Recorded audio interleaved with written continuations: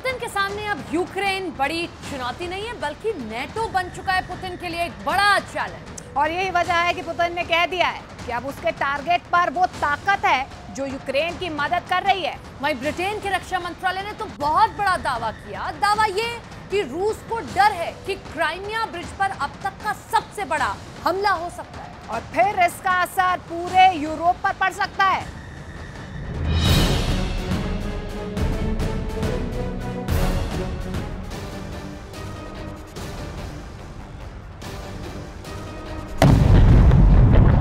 Crimea bridge पर हमला मतलब पुतिन के दिल पर हमला, पुतिन के दिमाग पर हमला।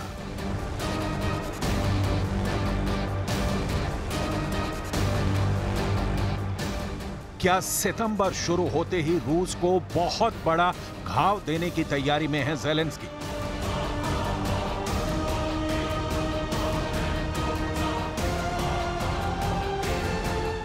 क्या रूस की फौज के गुरूर को चकनाचूर करने की तैयारी में है ज़ेलेंस्की?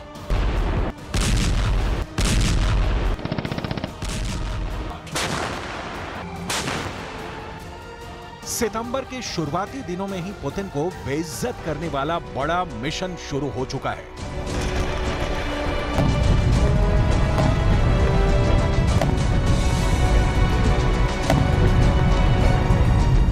क्राइमिया ब्रिज पर वॉर ड्रोन से हमले की कोशिश। यूक्रेन की ब्रिज स्ट्राइक से रूस हिल गया है।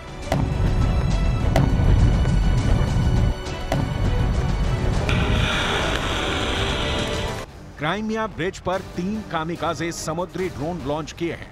मॉस्को में रक्षा मंत्रालय के मुताबिक ड्रोन हमले को रूस के काला सागर बेड़े ने नाकाम कर दिया है।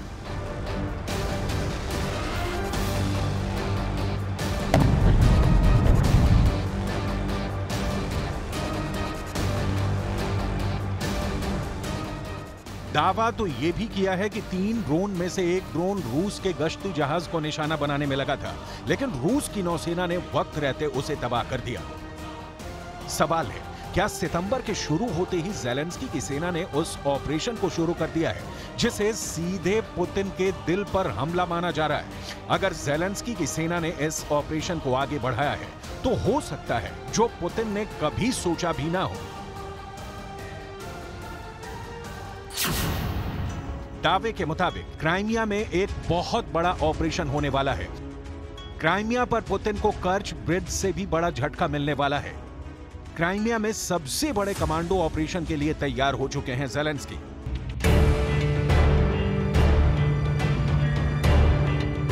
क्राइमिया वो जगह है जहां 2014 से रूस का कब्जा है। रूस इसे अपने नक्शे में शामिल कर चुका है, जबकि ज़ेलेंस्की इसे यूक्रेन का वो टुकड़ा मानते हैं जिसे पुतिन ने ताकत के बल पर छीना है। लेकिन अब यहां उस युद्ध की आहट साफ साफ सुनाई दे रही है।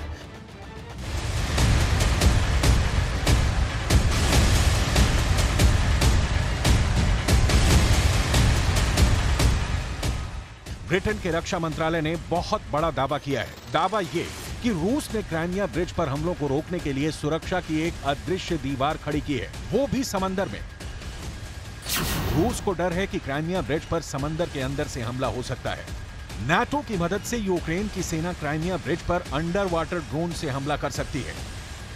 ब्रिटेन के रक्षा मंत्रालय के मुताबिक इस खतरे से निपटने के लिए रूस की सेना ने समंदर में एक खास तरह की बाड़ तैयार की है, जो पनडुब्बी से लेकर पानी में अंदर से मार करने वाले ड्रोन की राह में रुकावट पैदा करेगा। दरअसल क्राइमिया पुल से 160 मीटर की दूरी पर रूस ने कई जहाज खड़े कर दिए हैं।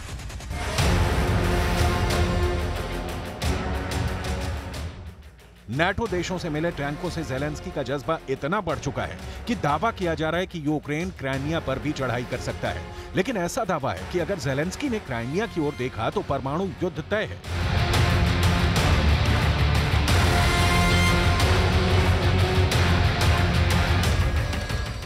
समंदर के बीचों बीच बना ये वो पुल है जो आज यूक्रेन में चल रहे युद्ध के पीछे कई वजहों में से एक है, क्योंकि ये पुल क्राइमिया पर रूस की हुकूमत को मजबूत करता है।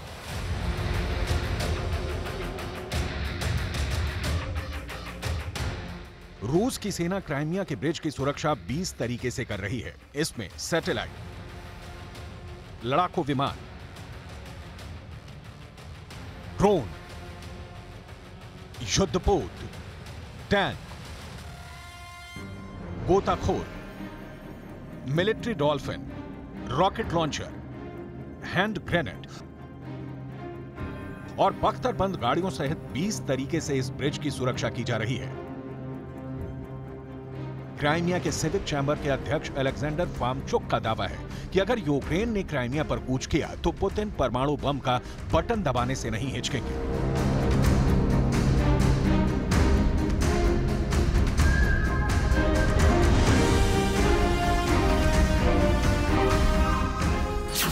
रूस का यह पुल कर्च स्ट्रेट पर बना है, जो कि काला सागर को अजोव सागर से जोड़ता है।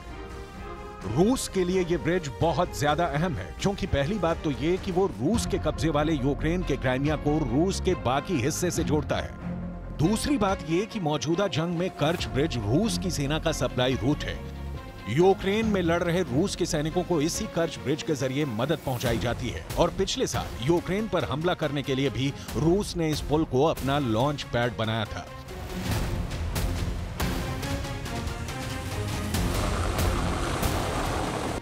क्राइमिया के सिविक चैम्बर के अध्यक्ष अलेक्जेंडर फार्मचुक ने सरकारी समाचार एजेंसी RRI नोवोस्ती को दिए इंटरव्यू में दावा किया है, क्राइमिया पर अगर हमला हुआ तो ये विश्व विध्वंसक परमाणु युद्ध को बुलावा दे सकता है।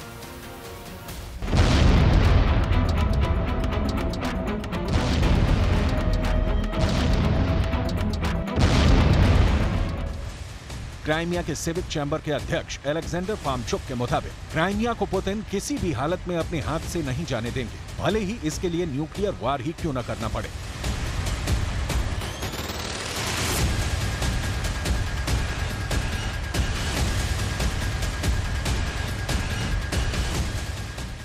पुतिन के जख्मों पर नमक छिड़कने के लिए ज़ेलेंस्की के रक्षा मंत्रालय ने ये तस्वीरें पोस्ट की हैं और बताया है कि अब तक रूस के 500 एयर डिफेंस सिस्टम तबाह किए जा चुके हैं। अब यहीं पुतिन का गुस्सा एक निर्णायक फैसला कर सकता है। इन 2 हमलों के बाद अब पुतिन दक्षिणी यूक्रेन को लेकर बहुत ज्यादा गंभीर हो चुके हैं। क्राइमिया ब्रिज पर लगातार हमलों के बाद अब क्राइमिया के अंदर S-400 का तबाह होना और खेरसॉन में रेडार स्टेशन को ही उड़ा देना, ऐसे झटके पुतिन बिल्कुल बर्दाश्त नहीं करेंगे और इसके लिए अब उन्होंने पूरा ठीकरा बाइडेन पर फोड़ने का फैसला किया है। यानी रूस और अमेरिका की डायरेक्ट टक्कर किसी भी वक्त हो सकती है। इसका सबसे बड़ा एपिसेंटर काला सागर और क्राइमिया का इलाका बन सकता है। रूस ने काला सागर के ऊपर अमेरिका के विमानों को पहले ही वार्निंग दे दी है। रूस ने कहा है कि क्राइमिया की सुरक्षा से कोई समझौता नहीं किया जाएगा और जो भी खतरा होगा रूस उसे मिटा देगा।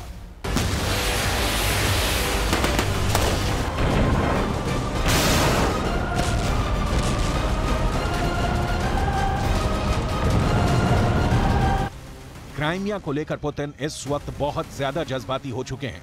काला सागर की दहलीज पर वो किसी दूसरे देश के विमान को देखना नहीं चाहते।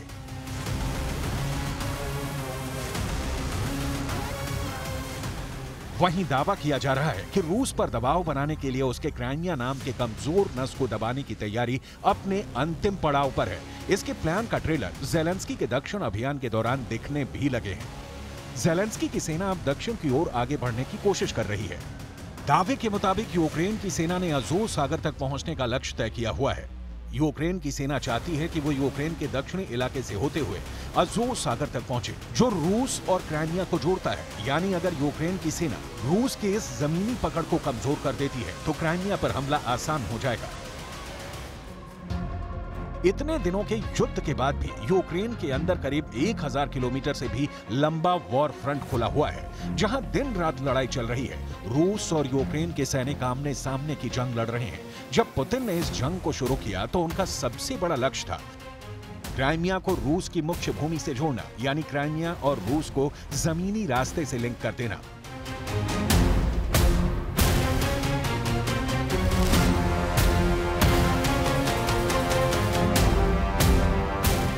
लेकिन एक सच्चाई यह भी है कि यूक्रेन की सेना ने रणक्षेत्र में पुतिन की आर्मी को पीछे धकेला है। ऐसे में बड़ा सवाल यह भी है कि पूर्वी और दक्षिणी यूक्रेन पर कब्जा बरकरार रख पाना पुतिन के लिए क्या इतना आसान होगा? और इससे भी बड़ा सवाल ये कि अगर यूक्रेन ने अपने ऑपरेशन क्राइमिया को शुरू कर दिया तो क्या होगा?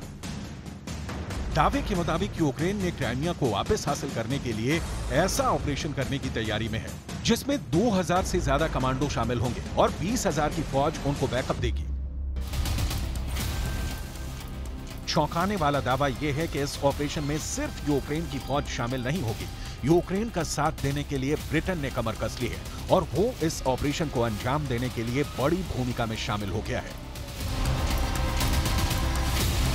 ब्रिटेन की कमांडो फोर्स SAS यानी स्पेशल एयर सर्विस ने यूक्रेन के 2000 जवानों को तैनात कर दिया है। ये 2000 कमांडो उस बड़ी फोर्स का छोटा सा हिस्सा है जो क्राइमिया पर किसी भी वक्त चढ़ाई करने के लिए तैयार है।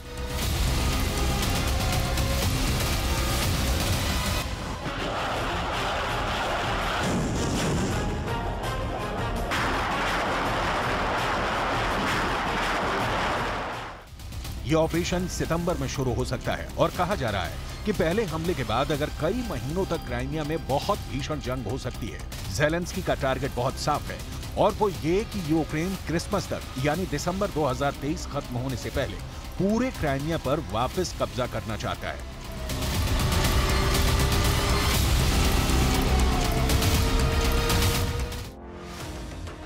इसके लिए यूक्रेन के 2000 कमांडोज को दक्षिणी ब्रिटेन के डार्टमूर में ट्रेनिंग दी जा रही है। ये जगह लंदन से 275 किलोमीटर पश्चिम में है और यहाँ SAS यूक्रेन की कमांडो फोर्स को बड़े इलाके पर कब्जा करने का तरीका बता रही है। क्राइमिया के खिलाफ जिस ऑपरेशन की तैयारी चल रही है उसमें जमीन के रास्ते हमला करने की ट्रेनिंग हो रही है। समंदर के रास्ते अटैक करने का तरीका बताया जा रहा है और आसमान से यानी विमान से कैसे पैराशूट के जरिए उतरकर हमला किया जाए, इसका भी पूरा ट्रेनिंग कोर्स शुरू किया जा चुका है। बताया जा रहा है कि ज़ेलेंस्की ने इन कमांडोज को खुद चुना है। उनकी देखरेख में एक एक कमांडो को इस बड़े मिशन के लिए तैयार किया जा रहा है। ज़ेलेंस्की के लिए क्राइमिया को जीतना बहुत बड़ा सपना है, लेकिन वो जानते हैं कि एक के बाद एक क्राइमिया को लेकर उन्होंने रूस को झटका दे दिया तो इसके बदले वो पूरा डॉनबास और बखमूत का इंच इंच रूस की फौज से आजाद कर सकते हैं। कुल मिलाकर ज़ेलेंस्की क्राइमिया को जीतकर डॉनबास का सौदा करना चाहते हैं। ज़ेलेंस्की को मालूम है कि क्राइमिया पुतिन की कमजोरी है और वो इसे लेकर डील करने को जरूर तैयार हो जाएंगे। इसमें कोई शक नहीं कि ज़ेलेंस्की बहुत ज्यादा दबाव में है। ज़ेलेंस्की बखमूत में लाशों का पहाड़ देख चुके हैं, खंदकों में मारे गए अपने फौजी देख चुके हैं। यही वजह है कि ज़ेलेंस्की को नाटो से सलाह मिली है कि वो अब क्राइमिया पर अटैक करें। क्राइमिया रूस के हाथ से गया तो पूरा यूक्रेन आजाद करवाया जा सकता है। इसीलिए ज़ेलेंस्की के ऑर्डर पर अब 10-20 नहीं बल्कि 2000 कमांडो अपनी जान देने के लिए तैयार हैं।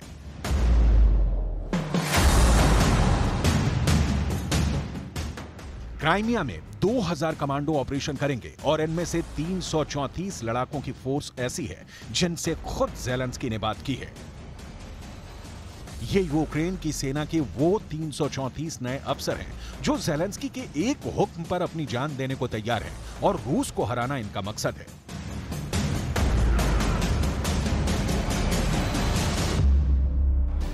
इन सैनिकों को पता है कि युद्ध के मैदान में रूस की सेना यूक्रेन की फौज को चुन चुन कर मार रही है, इसलिए रूस की सेना किसी और मोर्चे पर आगे बढ़े इससे पहले उन्हें क्राइमिया पर अटैक करना होगा।